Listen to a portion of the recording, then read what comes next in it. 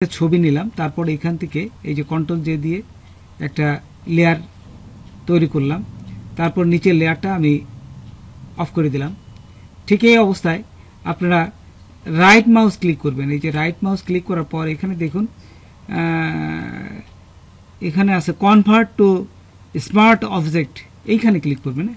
আচ্ছা, ক্লিক করার সাথে সাথে দেখুন এই যে এই লেয়ারের নিচে ডান পাশে দেখুন একটা ছোট্ট এই যে আইকন, এই যে স্মার্ট অবজেক্ট যে কেবল হলো এইখানে ক্লিক করবেন।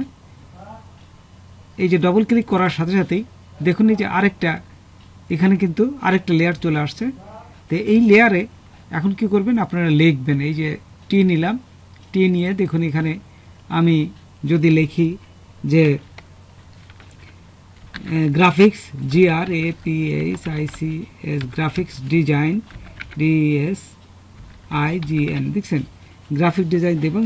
এটা এই সিলেক্ট করে যদি অন্য কালার দেই, এই যে লাল কালার যেহেতু এটা বোঝা যাচ্ছে না, আমি দেখুন এখানে কালো দিলাম, এই যে ব্লু কালার দিলাম, দিয়ে ওকে দেওয়ার সাথে সাথে দেখুন এখন কিন্তু বোঝা যাচ্ছে এই যে লেখাটা। যদি আরও বড় করতে চান তাহলে সেক্ষেত্রে কী করবেন, কন্ট্রোল টি দেবেন। কন্ট্রোল টি দেওয়ার পর এখানে দেখুন এই যে হয়ে গেছে, তখন এইখানে ধরে এই যে টান দিবেন। কন্ট্রোল টি দেওয়ার পর তারপর এইখানে ধরবেন, এই যে কোনায় দেখুন ধরে এই যে টান দিবেন, তাহলে দেখুন বড় হয়ে যাচ্ছে। আচ্ছা, এখন এটিকে সেভ করতে হবে। যদি কন্ট্রোল এস দেন, কন্ট্রোল এস দেওয়ার সাথে সাথে দেখুন এখানে যদি আমরা এই আগের লেয়ারে আসি, তো দেখুন এখানে কিন্তু চলে আসছে। এই যে দেখুন এখানে কিন্তু চলে আসছে। দেখুন আমি এখানে লিখেছিলাম, এই দেখুন এই লেয়ারটা কিন্তু আমি অফ করে দিচ্ছি, এখন অফ করে দিলাম, কিন্তু এই লেখাটা চলে আসছে। দেখছেন আমরা কি এখানে লিখেছিলাম, আমরা কিন্তু আরেকটা লেয়ারে লিখি। এখন দেখুন আমরা কিভাবে ক্লিপিং মার্কস তৈরি করতে পারি। এইখানে আমরা একটা লেয়ার, এই যে নতুন লেয়ার নিলাম, আমরা কিছু এখান থেকে লিখবো। যে টি নিলাম, দেখুন এই যে টি নিয়ে এখানে আমি লিখি যে গ্রাফিক্স ডিজাইন বা গ্রাফিক্স লিখবো, শুধু GRAPHICS গ্রাফিক্স। এটা বড় করে দিবেন, বড় করে দিলে কন্ট্রোল টি দিতে হবে। এই যে কন্ট্রোল টি দেওয়ার পর এই যে দেখুন এখানে আমি অনেক বড় নিয়ে নিলাম। এই যে জাস্ট এই হরিণের এখানে যেভাবে আছে ঠিক এই কালারটা আমি নেব। এইখানে দেখুন এখানে আপনারা ঠিক এইখানে এইটা সোজাসুজি নিয়ে নিলাম। আচ্ছা, নেওয়ার পরে এন্টার দিলেন। আচ্ছা, ঠিক এই অবস্থায় যদি আমরা এই কালারের লেখাটা দিতে চাই, সেক্ষেত্রে কি করব, প্রথমে এই টিটাকে নিচে দিয়ে দেবো, নিচে দিলাম। আর এখানে আমি নতুন আরেকটা লেয়ার নিলাম। এই যে এখানে নতুন ক্রিয়েট লেয়ার নিয়ে এখানে আপনারা দিবেন যে ওয়ার্ল্ড চেপে ধরে ব্যাক স্পেস দিলে এই হোয়াইটটা, এই যে ফরগ্রাউন্ডের যে কালারটা, এই কালারটা আসবে। এটাও আমি নিচে দিলাম, এই টির নিচে দিলাম। দেখুন দেওয়ার পর আমি এই যে লেয়ারে থাকা অবস্থায়, এই যে প্রথম যে লেয়ারটা, এই লেয়ারে থাকা অবস্থায় যে আপনারা প্রথমে এই করবেন, রাইট মাউস ক্লিক করে দেখুন ক্রিয়েট ক্লিপিং মার্কস, এটা ক্লিক করার সাথে সাথে এই দেখুন যে হরিণের যে কালারটা ছিল ঠিক এই কালারটা এই গ্রাফিক্সে চলে আসছে। প্রথমে ফাইলে যাবেন, ফাইলে যাওয়ার পর এখানে নিউ দেবেন। নিউ দিয়ে আমি এখানে দেবো হচ্ছে 2400 পিক্সেল, ইঞ্চিতে না দিয়ে পিক্সেলে দিয়ে দেখুন এখানে এই যে পিক্সেলে দিলাম, পিক্সেলে দিলাম। এখানে দেবো হচ্ছে 2400, ঠিক এখানেও তাই দেব, 2400 দিলাম। আচ্ছা, দেওয়ার পর এখানে রেজুলেশন 72 দেবেন নর্মালি। তারপর আর সবই ঠিক আছে, ওকেতে ক্লিক করলাম। এই যে দেখুন এটা চলে আসলো। তার নতুন লেয়ার নেব, কন্ট্রোল জে দিলে আরেকটা লেয়ার তৈরি হবে। এই লেয়ারটা আমি অফ করে রাখলাম। ঠিক এই অবস্থায় এখন দেখুন শিফট ব্যাক স্পেস দেবেন, শিফট চাপে ধরে ব্যাক স্পেস দেওয়ার সাথে সাথেই দেখুন একটা এই যে ফিলের একটা ড্রপ ডাউন মেনু আসবে। এখান থেকে আমি যদি বিভিন্ন কালার আছে, এই যে ফরগ্রাউন্ড ব্যাকগ্রাউন্ড, এই কালার যদি নিতে চান তাহলে নিতে পারবেন এখান থেকে, অথবা এই যে কালার চুজ করবেন আপনার নিজের ইচ্ছা মতো যদি কালার নিতে চান যে কোনো একটা। তো যাই হোক আমি কালো নিলাম। এই যে এখানে নিয়ে ওকেতে ক্লিক করার সাথে সাথেই এই যে দেখুন এটা কালো হয়ে যাবে। এই যে দেখুন পুরো স্পেসে কালো চলে আসছে। আচ্ছা, কালো হওয়ার পর এখন আমরা এটিকে 4টে ভাগে ভাগ করব। তো 4টে কীভাবে ভাগ করব, তো সেটা ভাগ করতে গেলে আপনারা এরপরে কন্ট্রোল টি দিবেন। কন্ট্রোল টি দিলে দেখুন এই যে সিলেকশন চলে আসছে এবং এটা একটা রেফারেন্স মার্ক চলে আসছে। এই যে দেখুন এখানে রেফারেন্স পয়েন্ট এটাকে বলে, এই যে এই পয়েন্টে যেখানে থাকবে ঠিক সেইখান থেকে ও ঘোরা শুরু করবে বা সরতে শুরু করবে। যদি আমি এই রেফারেন্স পয়েন্টটা আমি এখানে দেই, খেয়াল করেন এই যে এইখানে দিয়ে যদি আমি এখানে ঘুরাইতে দেখুন ওই যে ঘুরতেছে, ঠিক ওই পয়েন্টটা মেন পয়েন্ট ধরে কিন্তু ঘুরতে থাকবে। আচ্ছা, কন্ট্রোল জেড দিলাম, আগের অবস্থায় চলে আসবো। আবার যদি এই দিক দেই, খেয়াল করেন আমি যদি এই শেষের দিক দেই দেখুন এটাও তাই। এখন যদি ঘুরাইতে চাই দেখুন ওই যে মেন পয়েন্টটা ওইটা ধরে ফেলবে, দেখছেন? তো এইভাবে আমরা ঘোরাইতে পারি।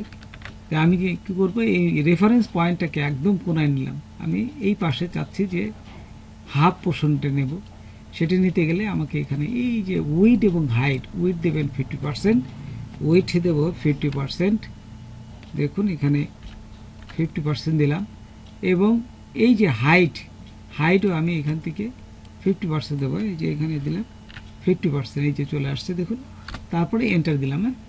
আচ্ছা, এন্টার দেওয়ার পর এইখানে যদি এখন এই 4টা ভাগে ভাগ করতে চাই, সেই ক্ষেত্রে অল্ট চেপে ধরে আস্তে করে টান দিবেন। এই যে দিলে দেখুন 2টে ভাগে ভাগ হয়ে গেল। তারপর এই 2টে ভাগকে যদি আপনি একটু ফাঁকা করতে চান তাহলে কন্ট্রোল টি দিয়ে একটু ছোট করে নেবেন। একটু মনে করি যদি আমি এদিকে একটু ছোট করলাম, হালকা একটু এদিকে ছোট করলাম আর এই একটা দিলাম। এই যে এন্টার দিবেন আগে, তারপর নিচের লেয়ারে এসে যদি মনে করেন এই পোর্শনটা এই যে কন্ট্রোল টি দিয়ে যদি হালকা যে এই পোর্শনে আমি আর একটু ফাঁকা করলাম। আচ্ছা, ঠিক এই অবস্থায় এন্টার দিলাম, তাহলে 2টো পোর্শন হয়ে গেল। এবং এই 2টো লেয়ারকে যদি আবার শিফট চেপে ধরে সিলেক্ট করবেন, সিলেক্ট করে অল্ট চেপে ধরে নিচে আরেকটা তৈরি করলাম। এই যে দেখুন এখানে তৈরি হয়ে গেল, দেখছেন? আচ্ছা, তারপর এখন যদি এইটাকে এই 2টোকে নিচের যে 2টোকে যদি মনে করেন যে আমি এই 2টোকে একটু ছোট করব, সেই ক্ষেত্রে করতে পারেন। তো এইটা লেয়ারটা নিয়ে কন্ট্রোল টি দেবেন, আবার কন্ট্রোল টি দিয়ে এই যে দেখুন এখানে আমি যেহেতু 4টে পোর্শনে ভাগ করবো, এই যে এটা নিলাম। ঠিক একই অবস্থায় আগের লেয়ারে যে এন্টার দিবেন, তারপর এই লেয়ারে যাওয়ার পর আমি এটাও সিলেক্ট করলাম, সিলেক্ট করে আস্তে করে এটাও নামাই দিলাম। দেখুন 4টে পোর্শনে কিন্তু হয়ে গেছে। তো এখন আমি এইখানে 4টে ছবিকে নিয়ে আসবো।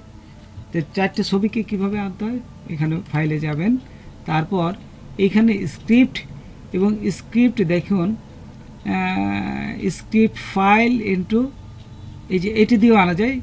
তো আমি এটি দিয়ে আনবো না, আমি আনবো হচ্ছে ঠিক এখানে যে দেখুন লিঙ্ক আছে, দেখি আমাদের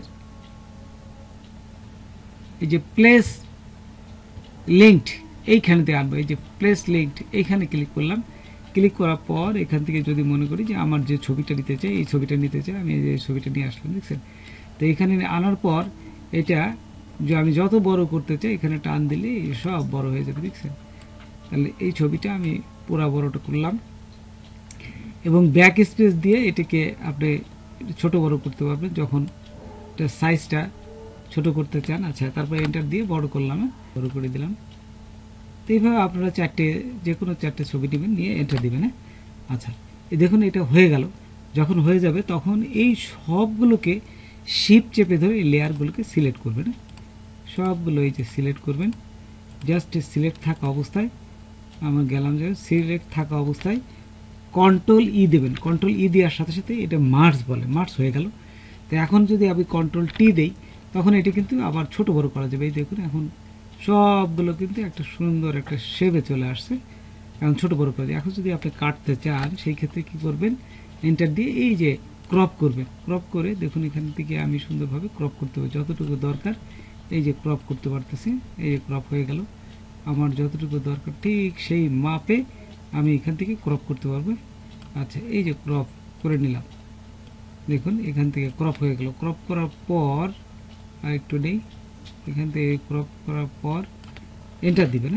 এন্টার দেওয়ার সাথে সাথে দেখুন এটা ফাইলটা এবার সুন্দর হয়ে গেল। এখন আমরা আরেকটা জিনিস দেখবো, সেটা হচ্ছে এডিটে যাব, ট্রান্সফর্ম। এই যে এডিটে যাওয়ার পর ট্রান্সফর্ম, এই যে দেখুন এডিটে যাওয়ার পর এইখানে ট্রান্সফর্ম আছে। এই যে ট্রান্সফর্ম এখান থেকে দেখুন অনেকগুলো সুন্দর সুন্দর জিনিস আছে। এইগুলো আপনাদের সব করতে হবে। সেটা হচ্ছে প্রথম যে ফ্লিপ এই যে হরিজেন্টাল খেয়াল করেন, এই ছবিটা এই দিক আছে, এই দিক চলে আসবে, উল্টা দিক চলে আসবে, দেখুন এই দেখুন এই পাশে চলে আসছে, খেয়াল করছেন উল্টা দিক চলে আসছে। তারপর যদি আবার নেই ট্রান্সফর্ম, এই যে এইখান থেকে দেখুন এডিটে যাবেন, এডিটে যাওয়ার পর এখান থেকে দেখুন ট্রান্সফর্ম, ট্রান্সফর্ম আসার পরে এই যে এখানে 180 ডিগ্রি, তারপর এই যে ওয়ার্ক টেস্ট, এটা ওটা খুব সুন্দরই ওয়ার্ক টেস্ট, খেয়াল করেন ওয়ার্ক টেস্ট দিলে আপনি এই যে ব্যাখ্যা করতে পারবেন সুন্দরভাবে। এই যে বিভিন্ন কার্ভ, হ্যাঁ বিভিন্ন কার্ভ অপশনগুলো এখান থেকে যতটুকু করা দরকার এই যে এখান থেকে দেবেন, নিচের দিক দেবেন, এইভাবে কার্ভ করা যায়, সুন্দর ডিজাইন করা যায়। তারপরে কন্ট্রোল জেড দিলে আগের অবস্থায় চলে আসবে, তারপরে এন্টার দিলে বাস ঠিক হয়ে যাবে। আচ্ছা, তারপর আরেকটা জিনিস দেখেন, এডিটে যাওয়ার পর এই যে এখান থেকে ট্রান্সফর্ম, ট্রান্সফর্ম তারপরে যদি এই যে এটা দেন ডেস্কটপ, এটি দেওয়ার পর দেখুন এখানেও কিন্তু ঘোরানো যায়, এই যে দেখুন এখানে যদি আমি যখনও বিভিন্ন ওয়ালের দিক ঘোরানো, বিভিন্ন সুন্দর একটা ডিজাইন করতে পারবেন। যদি এই সাদা কালার না দিয়ে যদি কালারটা চেঞ্জ করে দেন সেক্ষেত্রে আরও সুন্দর হবে। দেখুন আমি এই সাদা কালারে আসার পর এখানে যদি মনে করেন যে এই ব্যাকগ্রাউন্ড কালারটা আমি একটু চেঞ্জ করে দিই, এখানে যেহেতু ব্যাকগ্রাউন্ড আছে এই কালারটা উঠাই দিতে হবে, সেই জন্য আরেকটা লেয়ার নিয়ে যে এখান থেকে একটা লেয়ার নিলাম, লেয়ার নিয়ে এই লেয়ারটাকে আমি দেখা গেলো যে অন্য একটা কালার দেবো, দেখা গেলো এইরকম একটা কালার দেবেন। তাহলে কি করবেন, এখানে আপনি অল্ট চেপে ধরে ব্যাক স্পেস দিয়ে আসলে দেখুন ওই কালারটা চলে আসছে, দেখছেন। বুঝতে কি বলতে যাচ্ছি? তো সবার কাজগুলা দিতে হবে, কোনো কিছু কিছু দেওয়ার জন্য দিতে হবে। তো আজকে আমরা এখানে বেশ কিছু জিনিস কাজ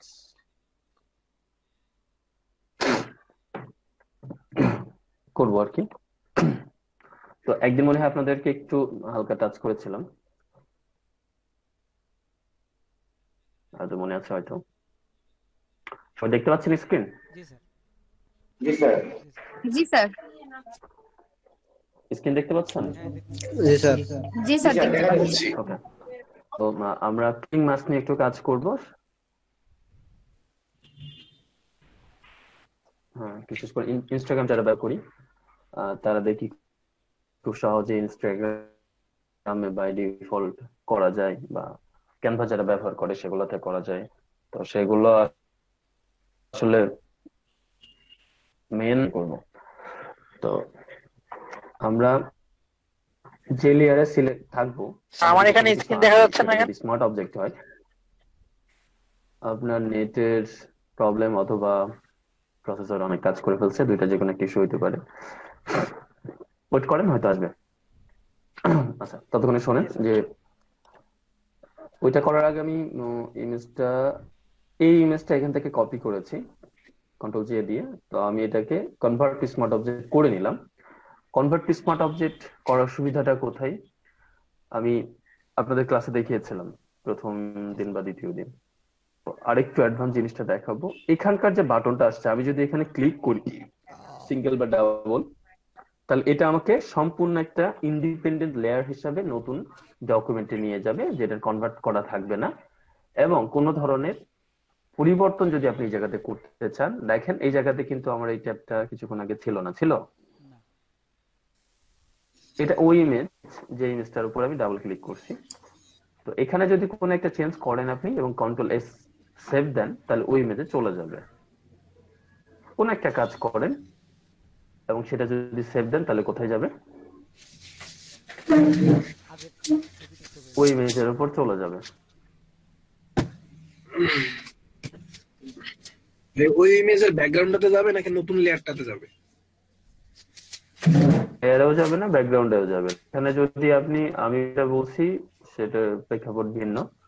এখানে ডাবল ক্লিক করলে এটা নতুন ডকুমেন্ট আসবে। পরে এখানে যে কাজটা করবেন সেটা যদি সেভ করেন, ওই ইমেজের একটা পার্ট হবে সেই অংশটা। আচ্ছা, ওটা ক্লিয়ার করার জন্য এখানে আপনাদের আমি কিছু লিখি। তো এটা হচ্ছে মাউন্টেনে লিখি, মাউন্টেন।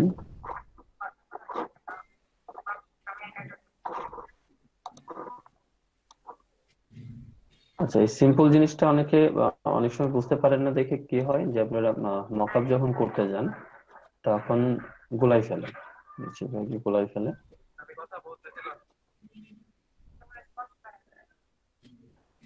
মাউন্টেন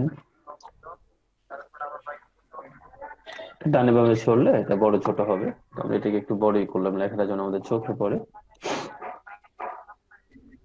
এখন এগুলো তো আমরা এখন অ্যালাইন করতে পারি নাকি? জি অ্যালাইন করার আরেকটা ওয়ে স্যার ওই হচ্ছে আপনারা অ্যালাইনটা যদি একটু সমস্যা। স্যার অ্যালাইনের অ্যালাইনটা এটা হচ্ছে বেশ, হ্যাঁ কি মানে কালকে সমস্যা? আপনি ওই যে অপশন একটা বের করলেন না, হুম অ্যালাইনের যে অপশনটা মানে ওইটা খুঁজে পাচ্ছি না। মানে সিলেকশন এবং এই যে এটা এখানে ক্লিক করতে হবে এই জায়গাতে, এই যে থ্রি থ্রি ডটে। স্যার আমাদের তো নাই ওই হ্যাঁ ও পাশের ভার্সনে মনে হয় নাই নাকি স্যার, নাকি আছে? সব ভার্সনে আছে, অ্যালাইন একদম প্রথম থেকেই আছে, ফটোশপ যখন থেকে তৈরি হয়েছে তখন থেকেই আছে। না অ্যালাইনমেন্ট না, ওই সিলেকশন এবং নিচের যে অপশনটা এখানে, ওইটা 3 ফুটে ক্লিক করার পরে ওই নিচে যে সিলেকশন অপশনটা আসছে না আছে, এইটার নিচে সবগুলো আছে। এইখানে তো 3 ফোঁটা না দেখতেই পাচ্ছে পাচ্ছি না স্যার আমারটাতে 17-তে। তাহলে এখান থেকে এই যে নিয়ে আসেন, উইন্ডোজে যান, উইন্ডোজে থেকে এখানে অ্যালাইন পাবেন, হ্যাঁ অ্যালাইন চলে নিয়ে আসা যায়। ওখান থেকে নিয়ে আসেন। অথবা আপনারা যখন কাজটা করছেন তখন এই প্রপার্টিজে খেয়াল করেন, যখনই অ্যালাইন রিলেটেড কোনো কাজ আপনার আসবে 2-3টা সিলেক্ট হবে, অটোমেটিক্যালি আপনার এই জায়গাতেই শো করবে। কোনো যদি শো না করে এই যে অপশন গুলো আছে প্রত্যেকটা নিচে যে 3 ডটে ক্লিক করবেন, অটো শো, বাট এখানেই শো করার কথা। হ্যাঁ, আর যাদের এটা শো করছে না জি তাদের স্যার। জন্য বিষয়টা হচ্ছে এখানে ক্লিক করে লেআউট পাবেন একটা, কি পাবেন নাম, লেআউট। লেআউট। লেআউটে ক্লিক করলে এখানে সব অপশন পাবেন। আচ্ছা, এখন এই দুইটাকে ভালো করে বুঝছেন, এই দুইটা লেয়ারকে আপনি যদি একসাথে করতে চান, অনেক কিছু করা যায় ডান দিকে ক্লিক করে, বাট আমরা ওইভাবে করবো না, শর্টকাট দিয়ে করবো। কন্ট্রোল প্রেস করলে এটা একসাথে মার্জ হয়ে যাবে, এটাকে এখন আর আলাদা করতে পারবেন না কোনোভাবেই লেখাটাকে। এবং কন্ট্রোল এস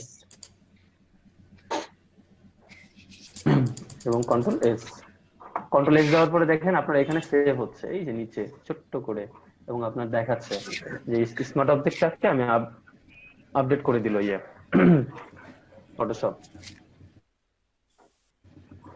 এখন দেখেন আমি কাজটা করেছিলাম এই জায়গায় না,